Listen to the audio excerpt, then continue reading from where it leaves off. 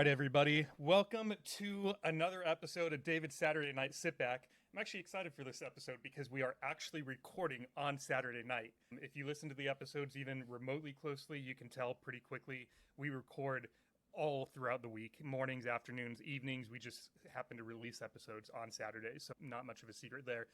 This young gentleman sitting across from me, I met in the gym, but you just looked over at me and you were like, "Hey man, what do you think the music they play here?"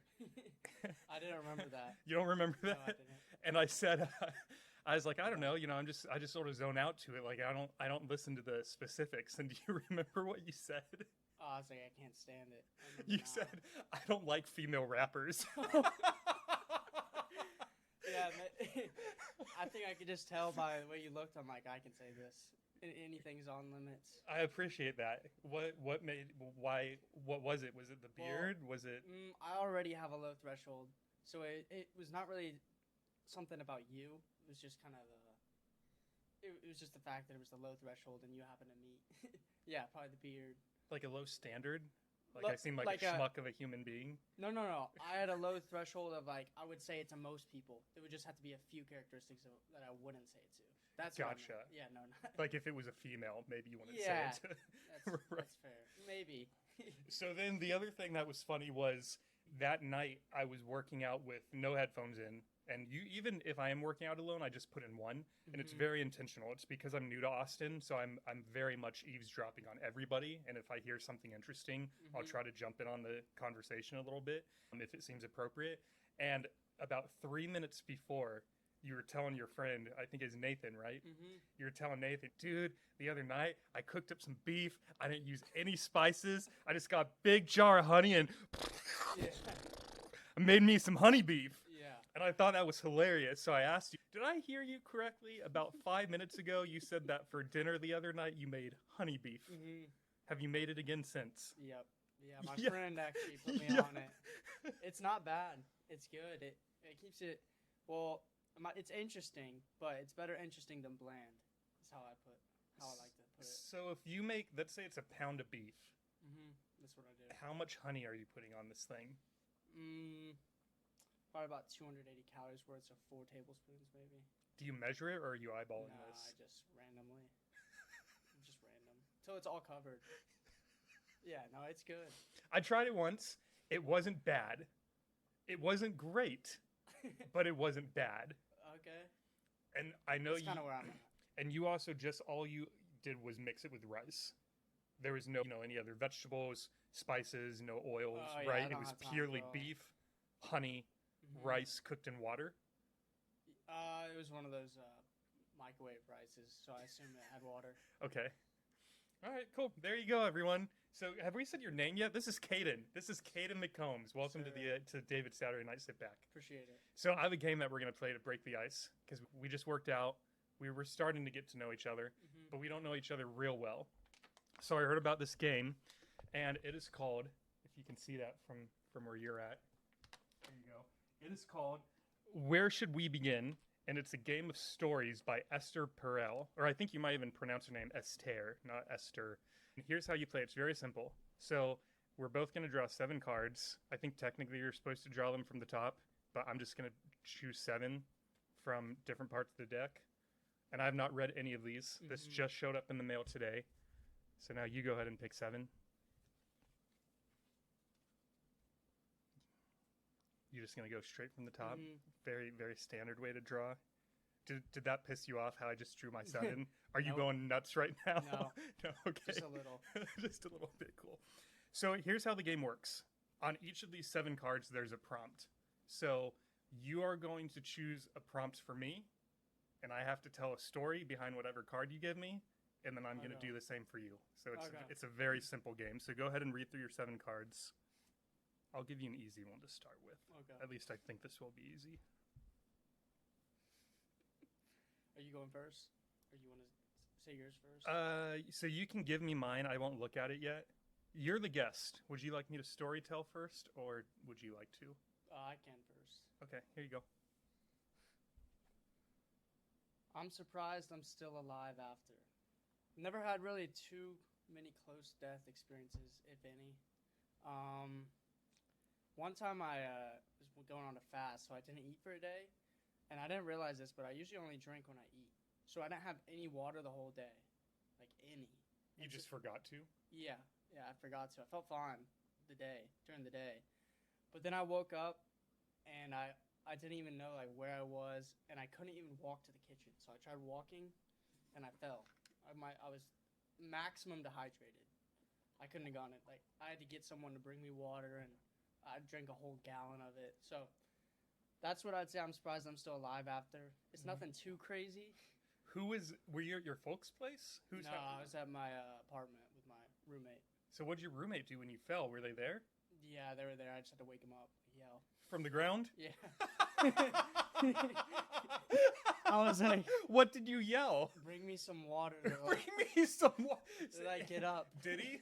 Yeah. If I was your roommate, maybe I'm an asshole, but if it's Saturday afternoon, I'm taking a power nap or something, and you just yelled out, "Hey Dave, bring me some water."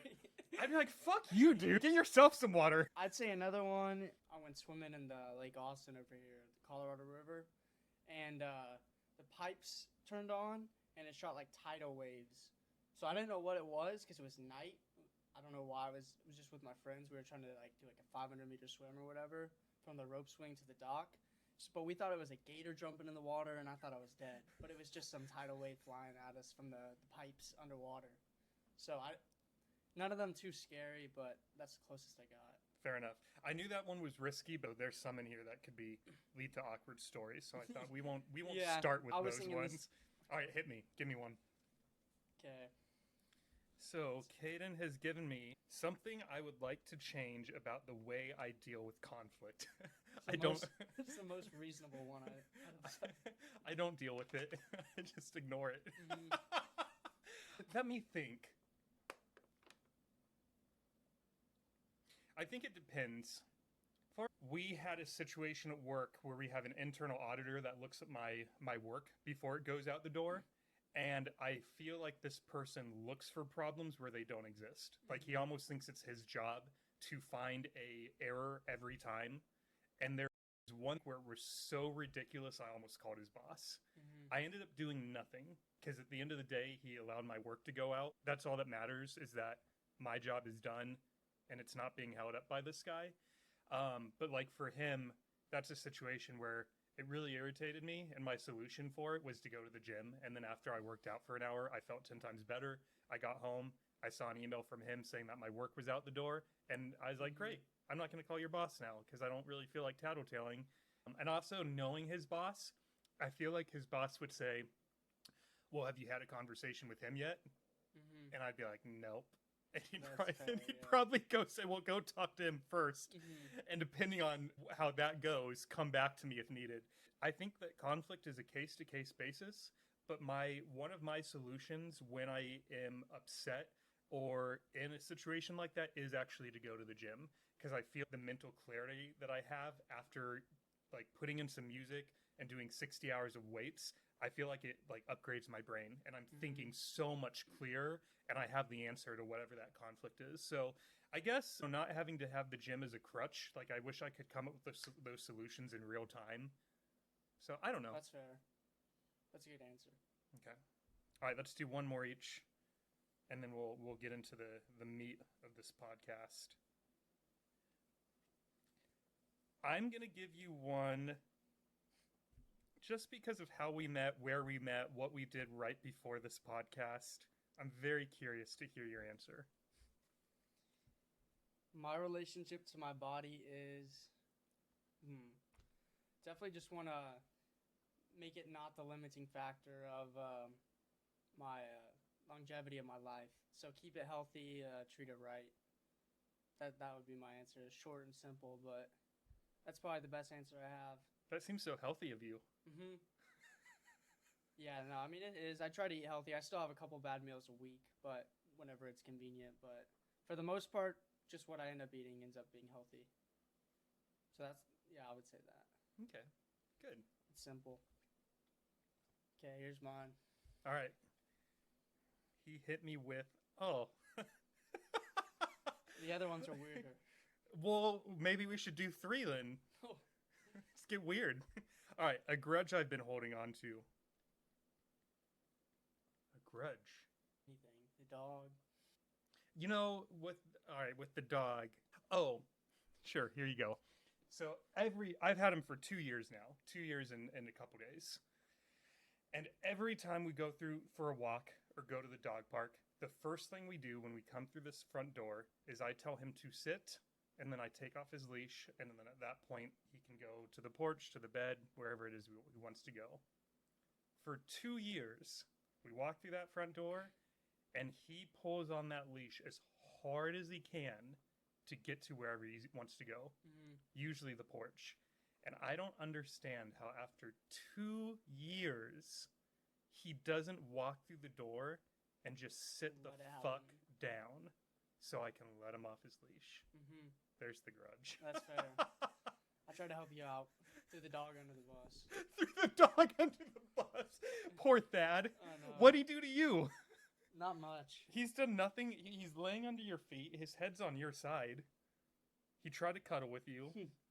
All right, out of curiosity, do the weird ones have pink squares on them? Or maybe not squares, but if you look at the bottom right, what color are they? Pink triangle. All of them? No, there was only one weird one. Pink triangle. Okay. Yeah, I got 0 pink triangles.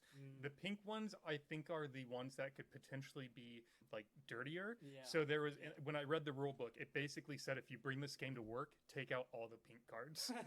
That's funny. Let me have your used ones, please, because I'm going to play this with more guests, and I do not want to repeat. All right, perfect. Shall we do one more, or are you good with 2 each? Whatever you want. You do a third. Let's do a third. Let's do a third.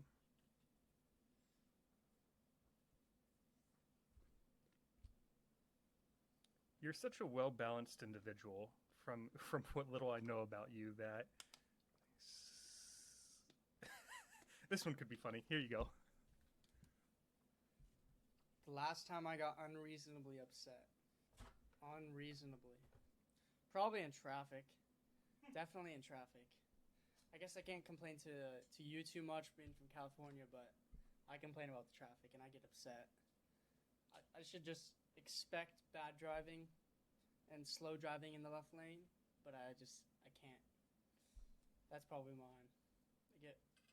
Because I run pretty much last minute. Like I'm showing up on time. So if someone messes me up that last minute, I attribute the blame to them instead of just leaving a minute earlier. So will you start cursing and yelling in your car? Will you slam your fist on the horn? What do you do? I'm sure there has been low moments, for sure, but probably not usually. Would you care to tell us about one of those low moments? This podcast is all about transparency, bro. Well, I usually just pull up next to them and just start confronting them, looking what are you doing? When it's just unnecessary. That's probably it. I think you were on the phone, but did you see what I did to that truck that was tailgating me on the way here? Yeah, yeah, that did. So I didn't process it till you just reminded me. That's funny. I pulled up. There's a truck tailgating me, and I was already going 5 over the speed limit, which isn't a ton, but I'm like, fuck this guy. So I got up right next to the car next to me on the other lane and then matched their speed for 20 seconds. So that way there's no way for him to get around us. Yeah. And then finally the other car slowed down and he was able to get around. But if someone pisses me off on the road, I do that every time. That's my go-to move, is sort of trap them behind us. So mine, if they're going slow in the left lane, I flash them with my brights. Spam it. Off, on, off, on, off, on. And you'll usually get over. But yeah, I drive pretty fast. I mean, most people in Texas do, but... How was my driving? It was good. I thought you were doing that for me to keep up with you. I sort of was. I didn't want to make you uncomfortable. So when we were in the 60 zone, I wanted to go 70 or 75, but then I thought, what if he's one of those people who always matches the speed limit? So if the speed limit's 60, you're right at 60, baby. So I didn't want to put you in that. No, so I drove like a grandma for you. I've never got a ticket, but I haven't pulled over numerous times. I usually can stick with the clean-cut appearance and talk my way out of it, or seem like I have the same values, which I do. But just kind of emphasize them. So I never got a ticket, but I'm sure one's coming. I have a funny story for you. It's not that funny, actually. And then I'll do your last card. I went to a comedy night last night, and in the place where I parked, there's a parking meter. And so I go to feed the meter, and I go to max out my time, and it cut me off at 8:30. It's like it was an hour's worth of time. And I look at the sign one more time, and it said that parking was enforced until 11. So that's weird. So I tried pressing the up button a few more times to add additional time until I thought I was going to leave, and it wouldn't let me. So I started the transaction over. I canceled it, started over. It maxed me out at 8:30. So I thought, cool, maybe they only charged till 8:30, and the sign on the wall is just outdated. Mm-hmm. So I pay for my parking, throw my ticket on my dashboard, go into comedy night, come out at 9:19. So it's 50 minutes past. I'm walking up to my car, and I notice something under the windshield. I pick it up, get in the car, and it was a summons by the Texas Police Department for the car to be towed for being illegally parked. And they marked it at 9:09. So it was 39 minutes after my ticket expired. So one, I was frustrated because I was trying to do the right thing and it didn't work out. But two, I was like, they were going to tow me. So that as I'm reading this thing, I notice some really bright lights out of my peripheral vision. So I look over, and sure enough, there's a tow truck driving down the road. So I put my key in, hit reverse, pulled it out of that thing real quick, and just sped off. The cops were still there too, and I think they were just like getting their ticket quota maybe, because they were literally just walking up and down the sidewalk. But yeah, man, if I had stayed in that comedy club even 5 more minutes, my car would have got towed. I would have had an Uber home, would have had to pay to get it out of the compound. But yeah, I've been towed once from my friend's apartment, and I was not happy. It was in I wasn't happy because it didn't look official. It was in Lubbock, Texas. I was visiting my friend at Texas Tech, and it was no building associated with it, really. It was just kind of a dust yard, I call it. Just dust and a dusty fence. And I'm like, is this even real, or do y'all just go around like... I couldn't even tell. It was interesting. Interesting. Yeah. Okay, hit me with my last prompt.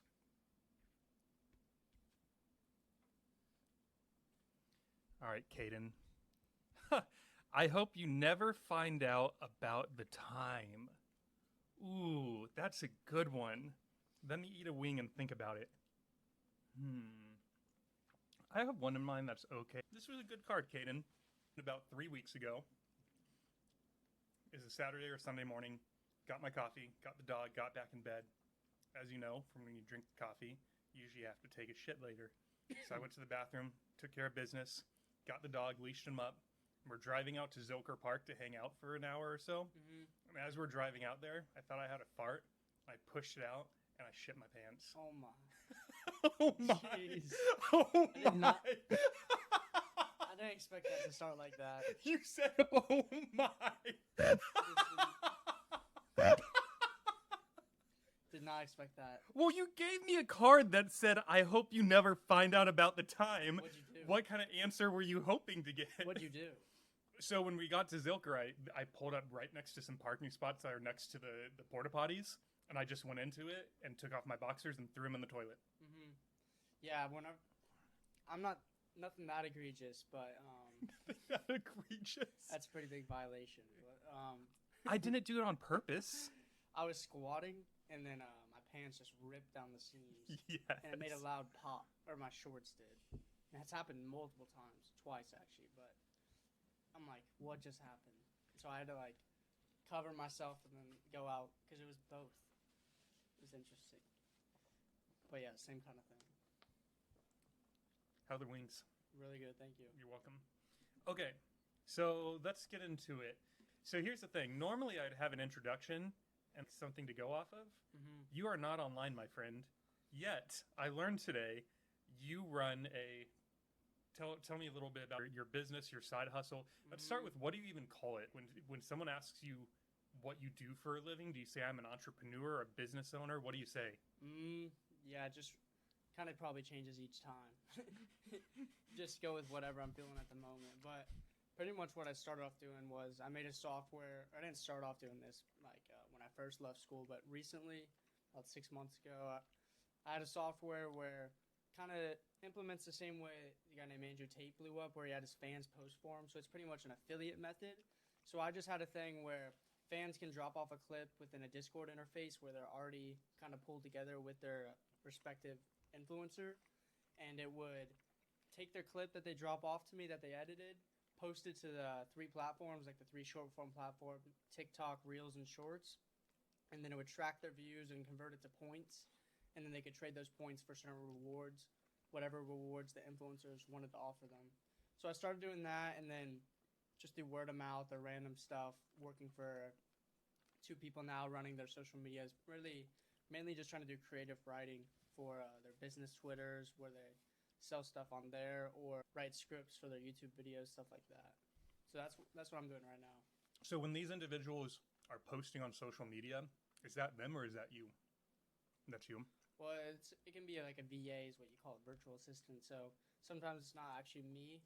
A lot of them are scheduled and bulked by them, but it's me making I like to do the creative part of it. It seems like nowadays a lot of tedious parts can be done with AI or VAs or random stuff like that. So to make money, you really want to separate yourself and be unique and leverage creativity or intelligence. You might be the first person on the show who might have a hot take on ChatGPT. I have not brought it up a single time on this podcast yet, but in the recruiting world, it's coming up more and more. 2.5 weeks ago, I went to a conference here in Austin, and the conference was essentially new technologies that recruiters can use in 2023 and beyond.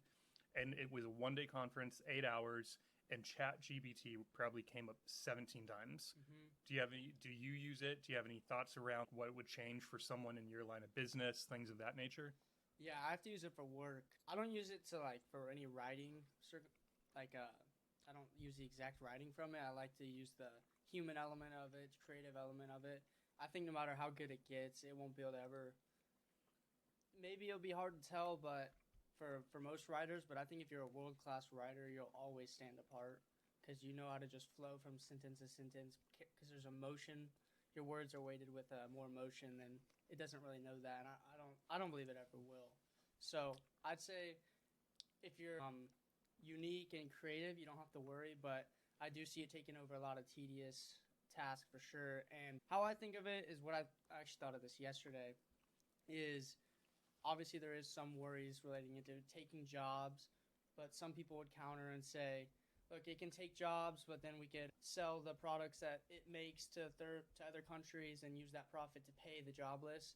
And I don't even think that's a better solution. I think humans are here to work. So I don't even if you could pay the jobless, I think at least men should work. So I don't really, I do see the negatives out there for sure, but if I'm more worried about it in the wrong hands, so I figured I might as well put it in my hands, see what I can do with it. So I'm definitely looking at starting some companies related to it. There's each day, it is kind of like the new internet, so you'll have a bunch of companies packed on to it over the next couple of years, and I definitely don't want to miss out on that.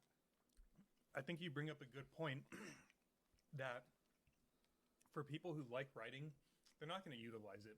Like in my job, a lot of what I do, a big bulk of what I do is writing messages to people online who have no idea who I am and try to convince them to work for my company versus the company they're currently working for. Mm-hmm. I love my job, and a big part of it the reason I got into it is because I like trying out different messages to see what people respond to.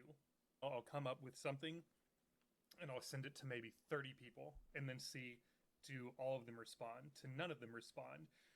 To half respond, and then I try to figure out, did they respond because of the words or was it something else? Mm-hmm. So I would never have a need for something like ChatGPT because I enjoy doing that myself. Mm-hmm. I don't need a system to say, hey, write me a message that would convince an accountant to come work for my company versus the one they're currently working for. Mm-hmm. That would take half the fun out of my job because then I don't know why that message is working. You know what I mean?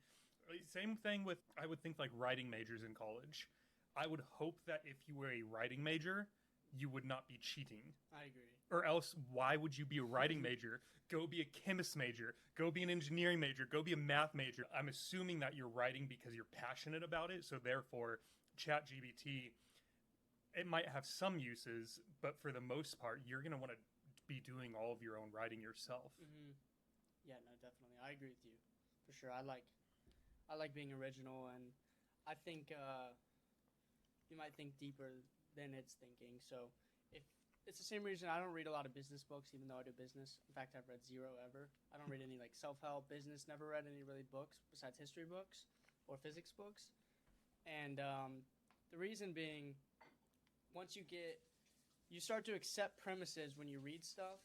So you might accept a premise whenever they're on a discussion about something more shallow, and you don't even realize you accepted their premise, and you'll just think like the way they think from then on out, even if it's not correct. So I like to kind of think through all the deep stuff on my own, like either writing or so that I think it's definitely beneficial to do that. Do you read other types of books? Not usually, no. Why not? It's more of a time thing. Same reason, or just time? I've read a lot of historical books for sure, but no, not anything business related. Maybe I will in the future. I just want to. I think there's some of the lessons that they talk about. Maybe if I encounter the lesson, then I'll explore it more rather than just being so conditioned to already hearing about that, where I just close the subject off. Where if I'm figuring out something myself, I might figure out how you got to that point and then where that point leads you instead of just the point itself. So you recognize patterns a little more whenever you don't, when you go through everything fresh. I think it's really beneficial. Because I'll say something, and then I'll be like, oh, you got this from there. I'm like, actually, the idea is probably right because we both happen to randomly think of it independently. So that's why it's probably right. It's not because I stole it from them. It's not like we invent ideas. It's kind of you just discover it. That's how I'd put it. It's not like we invent ideas. You just discover them. Mm-hmm. I do like that too. I agree with that to an extent. I'm going to play devil's advocate a little bit. Since you've never read a personal development book or a business book, how do you know that you're not missing out on this wealth of knowledge? If you read one book and you came up with your conclusion, I feel like your argument would have a little validity. But since you've never touched one, how do you not know you might not pick one up and it would just blow your mind?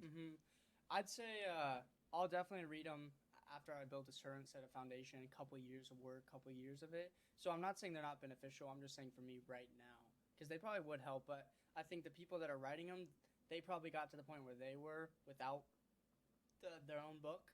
So they kind of needed those lessons to get to the point to be able to even elaborate on them. So that's how I think of it. Okay. All right, that's a good point. I never thought about it like that before. That the authors probably they had to go through it. They just went through it stuff right without having the book. And maybe they had books. We don't know, But then that other person went through it without their own book, kind of thing. Right. Who was the first bookless person? And I'm not even advocating for no education. I'm big into. I've read a lot of historical books and stuff like that, but I just think I want to build a certain foundation before I go into it. No, that's fair. And I don't think you're being pro or anti-education. You're just saying that for you personally. You don't see that as a tool that you need. Plus, you, over the last couple months, have found a lot of success. You told me how many hours a week you're working. So with the hours that you're outside of work, if you're anything like me, you're very careful about how you use that time, whether it's for sleep, meal prepping, seeing friends, family at the gym. So exactly. There's not much time. You only have 24 hours in a day, and you're using yours based off what little I know about you. You're being very efficient. Yeah, I try to be conscious the whole day for sure. By conscious, I mean I think that's what being alive is about, being conscious. And you think of your conscience, you think of it means what should I be doing at this moment? Like, are you guilty or are you not guilty, or based off the metrics that you set for yourself? So if my standards are these are my goals, if I make my goals what I judge everything off of, and then my consciousness, me being alive that day, is based off those goals. So if you put enough moments together of being judging things by the same metrics with your same goal, then you're going to see success in those. Do you have a hard time doing nothing? Like if you have an afternoon, let's say it's tomorrow, it's Sunday, your clients aren't expecting much of you, and you have an hour where you just play video games, or I don't know what you do for fun, right? So do you feel guilty about that hour, or do you allow yourself to just enjoy that moment of rest and relaxation? Mm. So I don't really, I don't have video games. I don't really have apps on my phone or games or anything. I'd say something like that would be playing basketball. So it kind of gets my mind off everything. I'm hyper focused on the moment. It's very relaxing and it's a lot of fun to just to get moving, get your heart moving and sweating. So I'd say basketball is my version of that. But I'd say I don't work to be able to rest. I rest to be able to work. So I kind of try to live different in that aspect. And even basketball, I would imagine you never feel guilty about playing basketball because you're being, like you said, it's relaxing, but you're also working, you're sweating, you're burning calories, you're having fun. It'd be like feeling guilty about going to the gym. I've never gone to the gym and then felt like the only guilty aspect after. of guilt I felt about it is, okay, 2 hours is enough. I don't need the third, or mainly because I'm burning the calories too. So now I got to eat extra meals just to be able to gain any sort of weight. Yeah. It's hard enough. So that's what I'd say. So you have 2 clients right now. Mm-hmm. How did you find them? Really, I could have more. I turn down stuff, but I force my way onto things. So one guy's selling one thing, another guy was selling another, and then the previous people that I've helped are selling something. So I book calls with their teams, and then I just force my way on, act like I'm interested in their stuff. And once I get 5 minutes to talk to them and impress them and share something of how I can help them, then it's good. So I kind of take an unconventional route. I know if that 5 minutes with them is all I need. So I sign up for stuff acting like I'm interested. But And buying their product. Yes. Or services. Yeah. When really you want to show them mine. And it works out. Yes. So I like that. Yes. I love that. Yeah, I mean, if I truly think I can help them, and then I'll do that. So what does those 5 minutes look like? Let's say you were trying to get in the door with me. I'm selling the service, this product, whatever. What's your pitch? We sit down, you're at my table, and then you say, actually, I'm really here for... Yeah, so if it's someone, depends on the exact circumstance, but it'd be pretty much, they're trying to help me get from like 0 to 1, and I'd say, look, you're already at step 1, why are you still doing the same stuff? I want you to, it really was related to the software I was talking about earlier, so say, look, you have all these fans, why would you keep doing stuff the same way you've been doing it? When you're not, I think the most important thing is resourcefulness. So you have all these fans and you're just not doing anything with them. Well, they go, oh, we sell this thing to our fans. There's a large demographic of non-buyers. So what is that? Just a dormant group? It's being unutilized. So I'm really focused on taking advantage of putting things on their terms. So I do the XP system with the views, remember? So it's not in U.S. dollars because we don't leverage U.S. dollars. The Federal Reserve prints it, or we're not in control of that. So I pretty much want to put things back in their terms where they can give their merch with a discount. They can give an hour Zoom call to the person who gets them the most views through an affiliate post. So I put things on their term and their own currency on their own platform. So that's kind of how the pitch would go. And they like the sound of it because the themes and the values are correct there and it has a good foundation to it. And are you 2 for 2? Did you approach 2 clients, get those 2 meetings that unconventional way? I've had multiple before, yeah. I've done that conventional or the unconventional way probably 3 or 4 times. And so you're at a 50% close ratio. 2 of them are still working with you, and the other 2 didn't. They were a no-go? I did a separate deal with them. So I ended up getting their program for free and helped them, taught them everything I know. And I gave it to them where it doesn't need my oversight, so I'm not doing the copywriting or anything, but I gave them the software still, so that they're done with. Are you having fun doing this? Mm-hmm.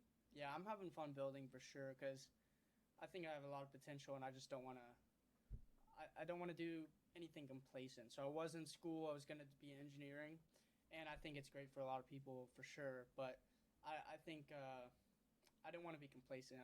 If I'm not in school, it's either for me low or high. There's not really much middle ground, which is where I want to be. Expand on that. What do you mean by low versus high versus...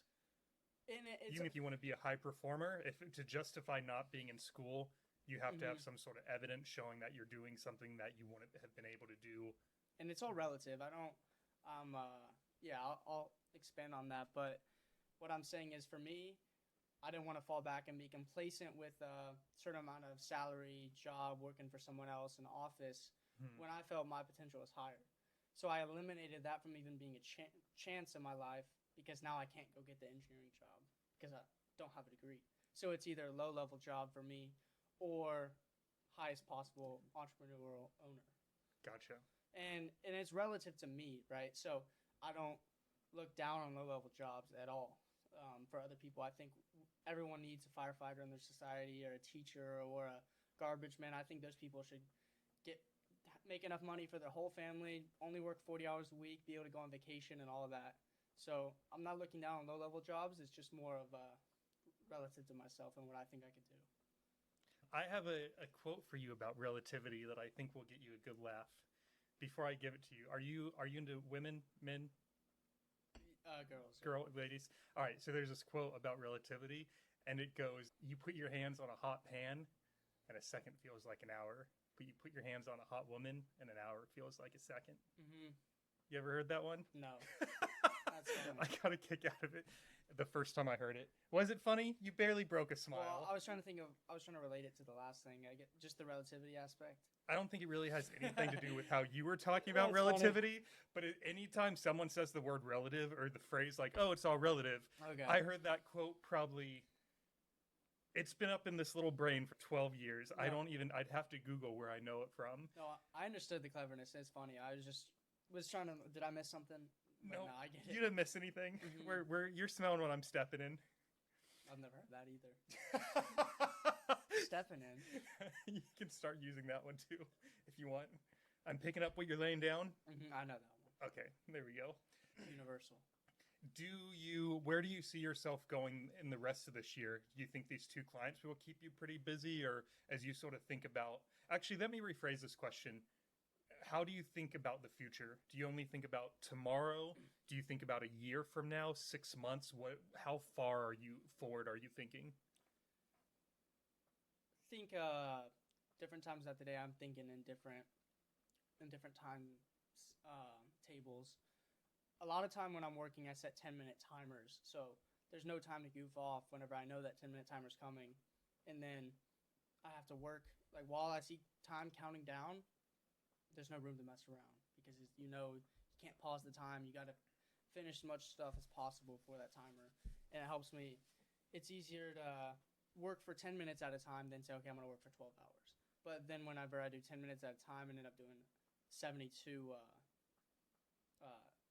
timers or 84 timers, depending on how many hours, then it breaks it down in increments. So I do a lot of short-term stuff, but overall, I'd say I think long-term as well.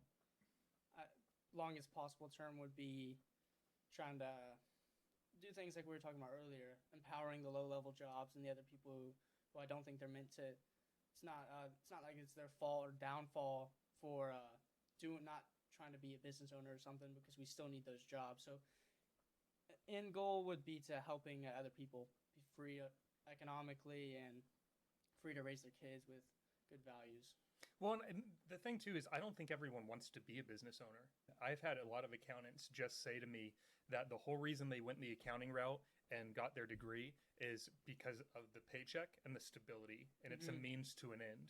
I've even had some accountants tell me, I thoroughly dislike my day job, but I'm never going to quit because I am able to make enough money to pay my mortgage, take my family on an annual vacation, whatever the reason is. And so I think some people look at a job as I invest my 40 hours a week into this thing so that I have the money to fulfill my hobbies that make me happy, be it skiing, snowboarding, bowling, whatever the hobby or the thing is. I think some people, if you're a business owner, it's a completely different mindset. You can't have that mindset because you'd have to be living it and breathing it, and it's your baby, Yeah, no, I agree with that totally. I think a lot of people, they say they don't like their jobs, but I don't think you need to necessarily love your job because, like you said, it's that 40 hours that's your responsibility on Earth. Like you should be working during that time. What else are you going to be doing, right? That's more worthwhile than that. But I think it's the fact that they're not getting enough out of that 40 hours of work. They're paying 16 hours worth of it to the government. You could say they're not getting that back. Yeah, so I think it's getting more out of the 40 hours. Yeah. You did say something that I absolutely loved. I have been preaching focus blocks for years. I got into recruiting in 2019, and someone taught me what a focus block is. And a focus block is essentially what you just said.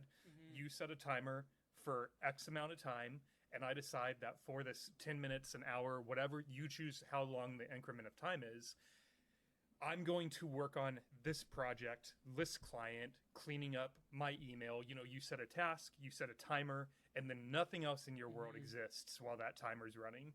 And people have always said either I won't try it or I tried it and it didn't work. You're like the first person who also does it. And the nerd in me is very excited right now. Yeah, I think you need it for a lot of people. I probably won't do it in the future forever. Maybe I'll move up to like an hour at a time, focus lock, which I kind of do that already. I am surprised yours is 10 minutes. Do you get much? That's not every day, but that was just kind of to transition from the world of like, because I would have to have the social medias for work a lot of times, like TikTok or Reels, and you find yourself scrolling and your brain turns to mush, right? So whenever I delete those and then I transition to try to have a higher attention span, that's when I'll do the 10 minute at a time. And then now it's not 10 minutes anymore. Gotcha. Yeah, mine have been 45 minutes and they work out really well. I'll do 45 minutes, and then in the next 15 minutes I use that for almost anything. It's usually use the bathroom, check my email, maybe get a snack, and then it's another 45 minutes. And during that 45 minutes, I'll usually put my phone on vibrate and turn it around, or sometimes even just put it in my bedroom. And I'll shut down my email, I'll X out of my email, I'll X out of my instant messenger, and I'll basically make it so that literally the only way to get a hold of me would be to drive to my home and knock on the front door. Yeah. And that's just, and I don't know if that's my way of, I don't know if I have, you know, just a bad attention span or what, but for me, it works. It's how, if I want to have a productive day, I can't have all this other information coming at me because I get too distracted, and before I know it, I spent 8 hours feeling like I did nothing. Like I was busy the whole time, but I didn't actually get to the task I wanted to do because I was too busy getting distracted by other things, if that makes sense. It makes a lot of sense. I should probably do the same thing. I still get text messages on my computer because it's the same as phone, and Apple is my computer, so I'm kind of bad about that too. They're separate. You try it. You know, if it worked, you might love it. You might hate it. Maybe it'll drive you crazy to not see those messages coming in. Dude, those 45 minutes are so productive, especially because sometimes if I get a text about the podcast and a guest I've been trying to get on, obviously I want to answer that right away. But if I don't know it's even there, I don't know what I'm not missing out on, and therefore I can focus on whatever the task is I'm trying to accomplish. No, yeah, I love it. Let's go back in time a little bit and talk about some of your jobs that you had growing. I mean, you're still a baby, so I was going to say growing up. But first off, before you get into your prior jobs, happy birthday. Thank you. So your birthday was on 21st. The 21st. You turned 21 on the 21st? Yes, sir. You know what that means? What? It's your golden year. Some girl told me that. I didn't know what it meant. It basically means that this is going to be the best year of your life. Okay. I'll take it. So you're about 5 days in. How are we feeling so far? Feeling really good. Feeling really productive, yeah. Were you I'm in excited. Costa Rica for any of your birthday, or were you back in town already? I got back Sunday, and my birthday was Tuesday. Okay, cool. But it's my best friend's birthday is Monday, so it kind of flowed right into Tuesday. So it's kind of always works out like that. Because it's your birthday, would you like can we sip on something celebratory? We can at the game. We can at the game? Right, you want to wait? Okay. Let's go back in time a little bit. You said you had some jobs you wanted to tell me about. Yeah, you were asking about leaving school. I was about 18. Yeah, about 18 and a half. We'll just wait. Oh, thank you. So you were 18 and a half, still in high school, or would you have just graduated? Just graduated, yeah. And so when I left school, just was staying out of friends, doing random stuff. And first thing we ended up doing was selling golf balls online. So we would dive in ponds and get some golf balls, and it was just the funniest thing possible. Scuba gear at night, and go in, and you'd make sure to do it at a course where, like, the people that have a contract to get those balls, if they're night hawking is what they call it themselves, like going out to go and do non-contract courses, then it's kind of fair game. So you do those types of people. You don't want to. I wouldn't endorse it all around anymore. I don't do it anymore, but it was just kind of something funny that we do, and we'd have contracts in the day and stuff too. But come out with a couple thousand balls and sell them. You started making my friends. I went back to College Station to stay there for a little bit, but my friends stayed in Austin doing it, and they started making TikToks for it, and they ended up selling like 100,000 balls a month on TikTok because a video would get 30 million views. So it's kind of funny. Why? So I'm not a golfer. I've never been real golfing. I've been to Top Golf. You know what that is? If I went to a golf course, it'd probably be embarrassing. Yeah, You know, same. So I don't understand this. Why would someone? What is this video that's getting 30 million views, and who are these people that are buying 100,000 golf balls from you guys? It's a bunch of individual people buying smaller amounts, obviously, but it's really because they're still in pristine condition most of the time, and then they're cheaper because they're resold.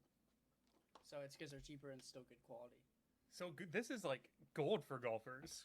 Yeah, Like this is gold inventory for you, and this is gold product for the people perfect. using it. The main thing is you want to have contracts with the courses so you're not doing anything unethical. But the problem is even when you have a contract with the course, people are going to be coming diving in. Whenever you go in the day to do your contract, it's going to be empty. So it's kind of a game. Was there ever a day that you were just swimming around in a pond and then you looked up and there was someone else in the water and you're like, "Who are you? Who are you?" Like, no, that never. How would you avoid the other? I've heard of that. We ran into other people in the parking lot, but it's people we end up selling the balls to. I don't know why he's still diving, but someone in Austin that we know makes like $1 million a year.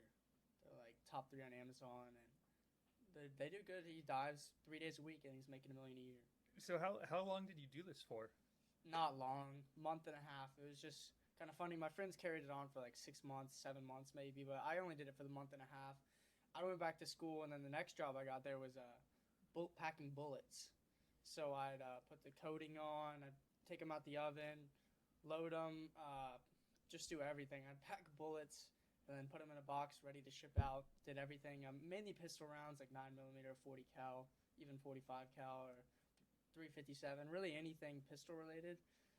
But it was just a funny experience. I never thought, because I still have the same confidence or ambition I do now. It's kind of a downtime where I'm like, why am I sitting here packing bullets? But part of the process. So did that, went back to Austin, and then I got into some like door-to-door roofing for a company. Just kind of one of those jobs in the trenches where it's not fun to do. I did not like that very much. Even though you make good money, didn't like bothering the people that didn't end up being interested, obviously. I wouldn't do that anymore, but I did like the company I was with. I took an ethical approach to everything, weren't trying to screw anyone over. So I didn't like it, but it's just part of the process again. Then I done pretty much everything you can think of, valet, pizza delivery, just doing random jobs while I'm living on my own, trying to make it. And then recently starting to see more success doing the social media stuff.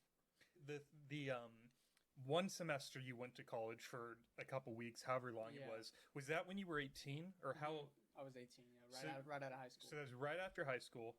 You did less than one semester. Correct. You dropped out. And what was the first job? Was that the golf ball job? Yeah. So during those 2 years between when you dropped out of college and when you started working on the software, what was sort of going through your head about life and goals, and what were you thinking for yourself at the time, if that makes sense? It was really a good time for me. Sort of made me love the working class or just everyday citizens. I grew up very well off. My dad does really well, and my mom does well too. They're not together, but they each do well separately. And I grew up with my dad going on private planes to the Bahamas, or my mom staying in like $100 million house for vacation before. So really grew up in the top 0.1%. So saw that side of the world, and I always didn't like that I didn't earn it myself. It'd make it, even though just a kid, I should take what, but I didn't like that other people couldn't go through it. And so that was the foundation of me not liking it. But then going out in the real world myself, like $100 with living at friends, with random jobs, trying to pay for rent for my apartment. If I went to the store with $0 in my bank account and $50 cash, I was loaded. Like, I was able to buy some fake bagels, artificial bagels, and that would get me through the day for my calories or whatever. So been through tough times for sure, but it's really, really a good experience to have sympathy for how hard it is nowadays for most people. So I learned a lot from it. I had a studio apartment, so it was just me. So there was no friends in town on the weekend, so just kind of have to get comfortable with myself. So I grew up a lot doing that. Why were no friends in town? Did they all leave town for college? Exactly. They did. So now, do you feel like you have a pretty, like a good, solid inner circle at this point of your life of friends? Yeah, same friends I've had since like ninth grade. No one really knew besides people I work with. Okay. But I mean, yeah, I have some new friends, but my closest friends is the same. How'd you get the idea for the software? Oh, I'd sit down for hours a day and just think to myself, like, I need to think of an idea, think of something big. I didn't want to waste time doing a company that will make me like a certain amount of money and then be capped off and I'd be in the same position I was before.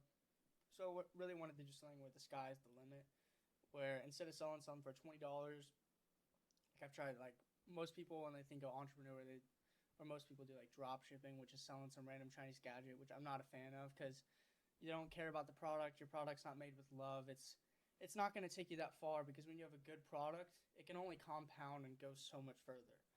And I used to, well, I don't know if you're ever big into like crypto or NFTs, but I had like one of the biggest projects out, and that would get like 1,000+ retweets. The market crashed like 3 days before we launched, so we didn't do as well, but we sold like $20,000 in a couple minutes worth. But even then, it's like every dollar you make is a dollar you take from someone. So I don't like that. I knew deep down, but I didn't like that. It's not, the foundation is not something solid where the people wouldn't regret the purchase, but they're gonna be happy about the purchase for years on out. And the longer you can make that timetable where they won't regret the purchase and where they're happy about it, the more referrals you'll get, the more you can be transparent with your reviews and show off high customer satisfaction, and just the further you're going to go. So I used to have to take the approach of trying to be clever with business, but now I know if you have a great product, good high quality thing, then it will go so much further and it's actually easier. So you're doing yourself a disfavor by trying to sell some Chinese gadget. And so it really made me want to think of something truly different, and I was able to do that via an interface that wasn't out there. I love that, man. You bring up so many good points. I had a sales job once in the past where I knew what I was selling, but I couldn't always speak to the full truth about it. It was essentially when I was an external recruiter. So any company could hire this agency and say, hey, we need to find this type of person. We're not finding them on our own. You could also call us like headhunters is another word that's used. And I never knew what I was selling. You know, I knew nothing about the company because the company would only tell us what they wanted us to hear. So I might call you and be like, hey, Caden, I'm a recruiter. I'm hiring for company ABC. And if you ever asked any questions about what's the culture like or what's their values or what's important to them, you know, all I can do is basically read you the job description and tell you how much the job is going to pay. I really can't speak much more to it past that.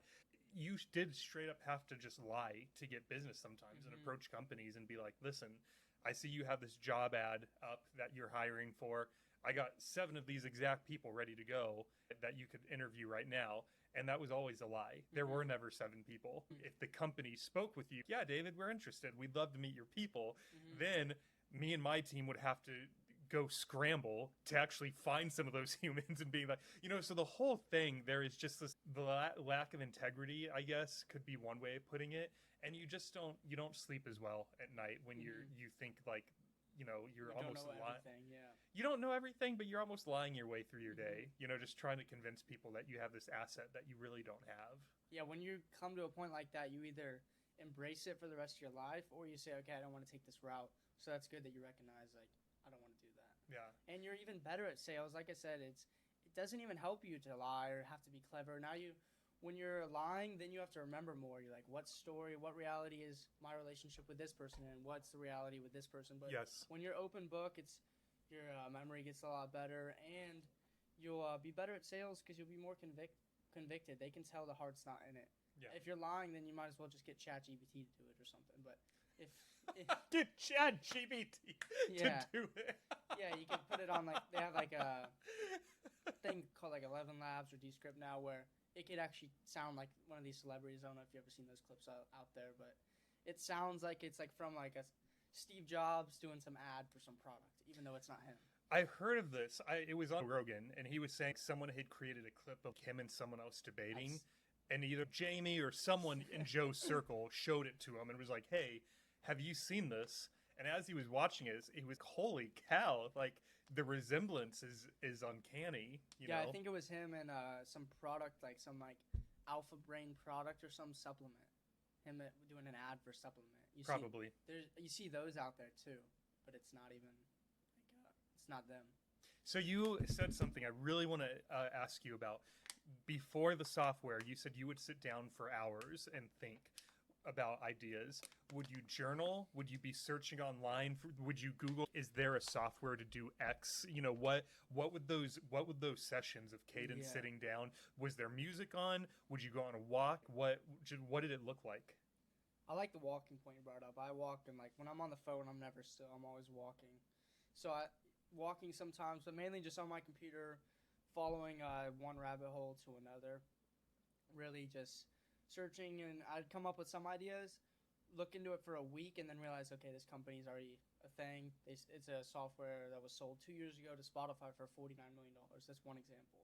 Where like random stuff like that, I'm like, I know I'm onto something, but it's not something mainstream yet.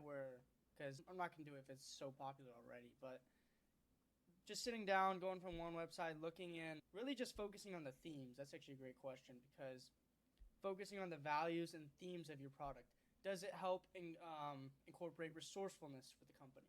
If you're focusing on that theme, then you're gonna land something good, and it's gonna have a strong foundation. Or if you could help a company make something more personalized. So another thing I'd be working on is, just still might do, is making more personalized ads, for example, where if you can make websites or make everything more relevant to hyper focus to a specific individual, then you'll have that much more success. So imagine if every time you went on a website, it knows where your IP is, the website does. It put up a message, hey, person from Austin or whatever. You'd feel more understood than if it was just a one-size-fits-all website. So thinking on the lines of different business values, I guess you could say values, just different themes of resourcefulness, personalization, helping you feel understood. Thinking along the lines of good themes like that, and letting them flow into rabbit holes.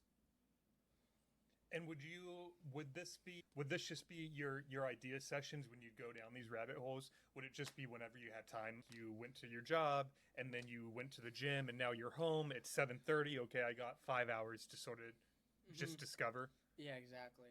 And you're not going to think of $1 billion idea in 10 minutes. So it was hard for me to deal with that at first, but then I grew comfortable with it and was able to spend a lot of time. You might not feel productive doing something, just researching. You don't feel that productive. It's like, what actually happened? I spent an hour looking into an industry that is relevant to me.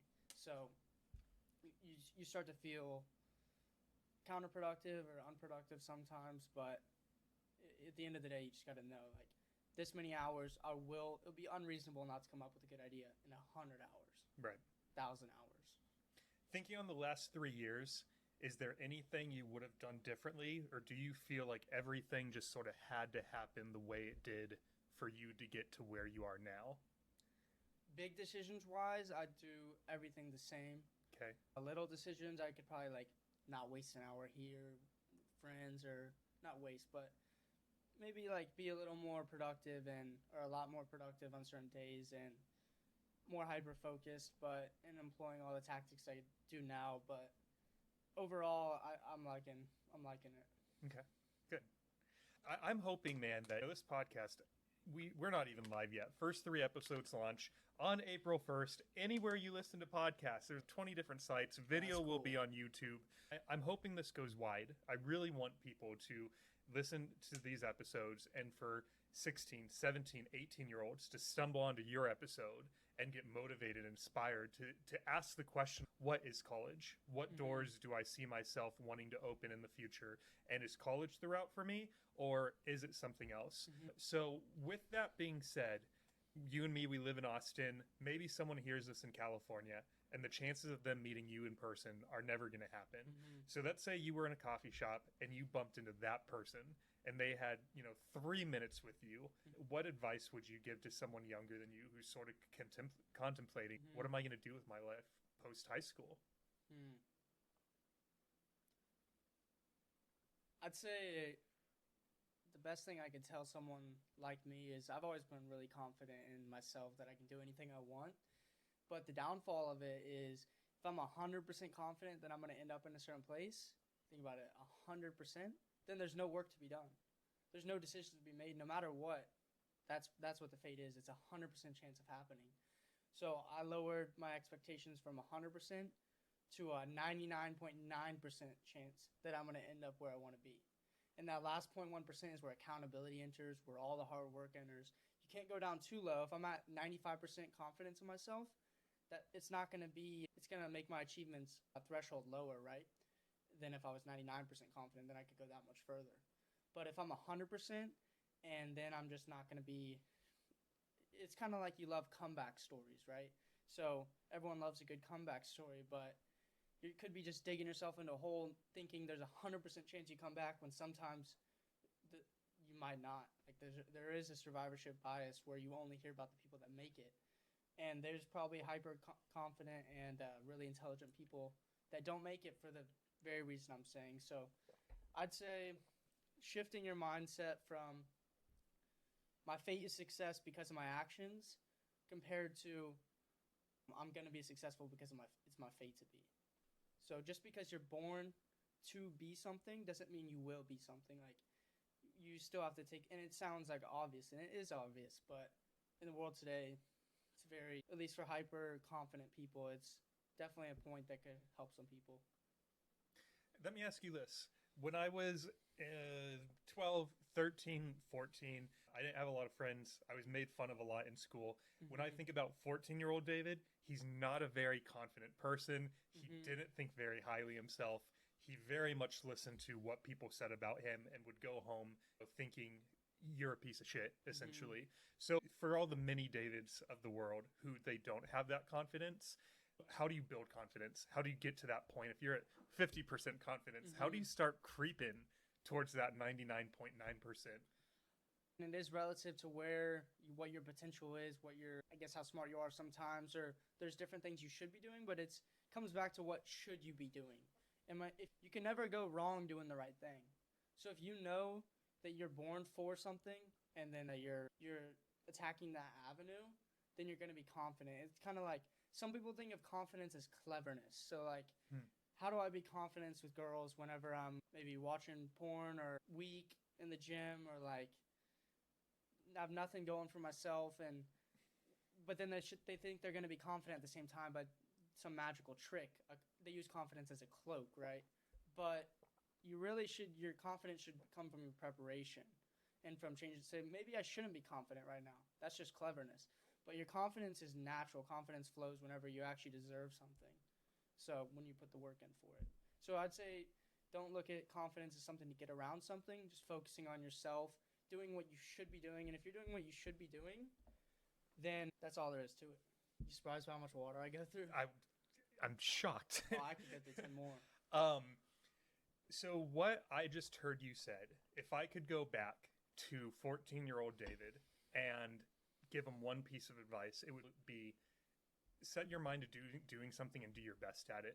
The things that people are saying about you, the lack of friends, don't worry about any of that. All you can do is decide that, how old was I? Not how old. I was a freshman.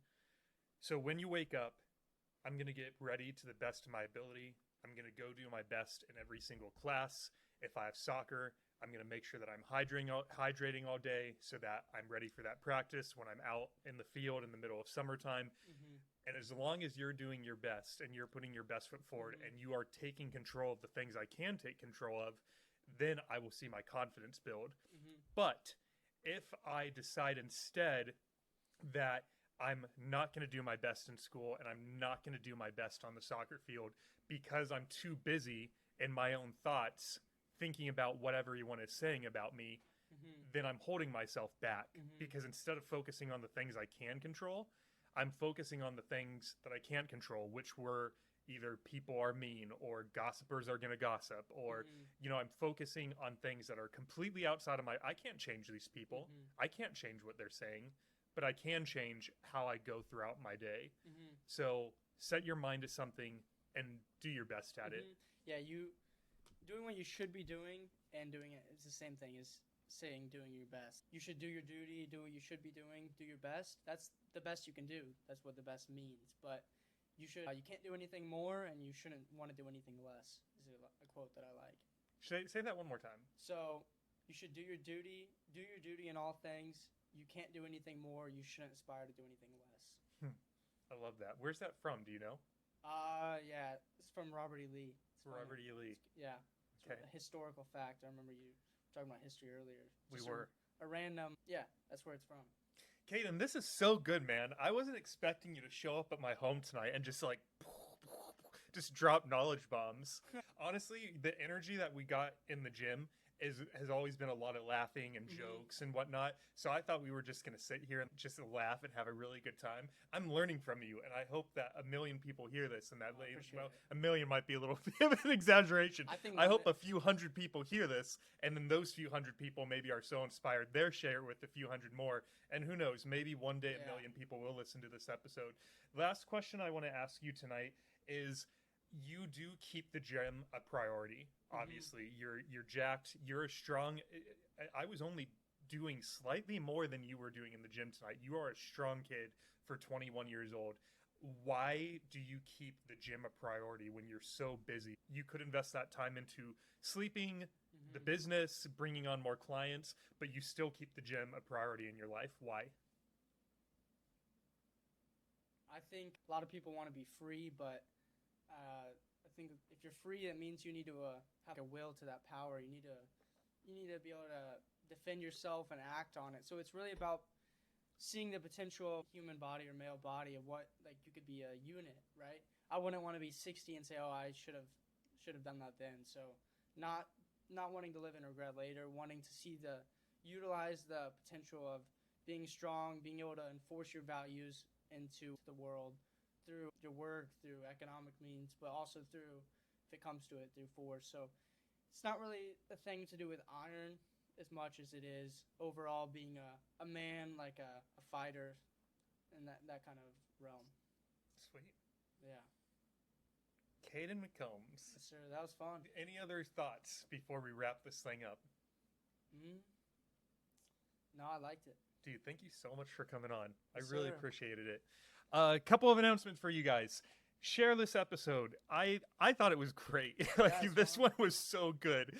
All of them have been. I've been so, whatever word you want to say, blessed, lucky, thankful for the 10 or 11 guests that have showed up so far.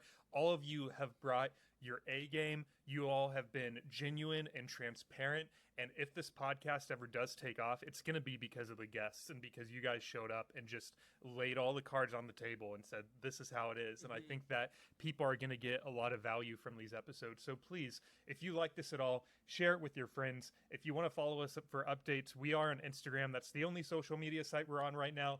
David Saturday Night Sit Back. It's all one word. Like it, subscribe, share with your friends. If you're a mega fan and you want to support the podcast, you can find us on patreon.com/sitbackwithdavid.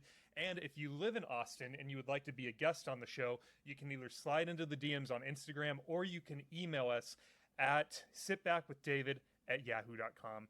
One more thing. Yeah, I think it's a little like drop of knowledge, and I think it's something that's helped me, and it's something related to what you just said. So you're like, is the word blessed or what is it? And I like to say that you're gonna catch a break if you don't take any.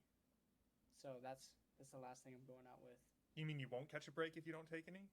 No, you will catch a break if you don't take any. Like, you'll catch a break. Like, you'll get lucky. You'll have these blessed moments if you don't take any breaks for yourself. You're working hard at this. You're getting everything set up. You're finding the best resources, softwares, whatever. if you don't take any breaks for yourself, then you're gonna catch a break, and it's gonna work out. That's the thing, man, is, I love that quote, and I thank you for saying that. And it took me a few years to get this up and running. The idea has been there, and for one reason or another, I never took any action on it. And then one of my goals was that I was going to move to Austin, get away from my friends and family, and just sort of have that extra time freed up to just be laser focused in the evenings and on weekends of getting this podcast going. And there's some external voices. Here I am at 35, still listening to the external voices of people saying, oh, you need this or you need that. And I decided I'm just going to start the darn thing. I'm just going to go. And we will refine it episode by episode. And I can always rebrand it later. But the point was, we made it. We're here. The mics are hot, and we're recording. So, yeah, no, it's fun. And it's been a really exciting couple of months. So yeah, that's cool. Good stuff. Well, thanks for having me. Thanks for being here, Caden. All right, everyone. Have a great Saturday night. We will see you next week for another episode of David's Saturday Night Sit Back. Until then, stay healthy and stay happy. Bye, everybody.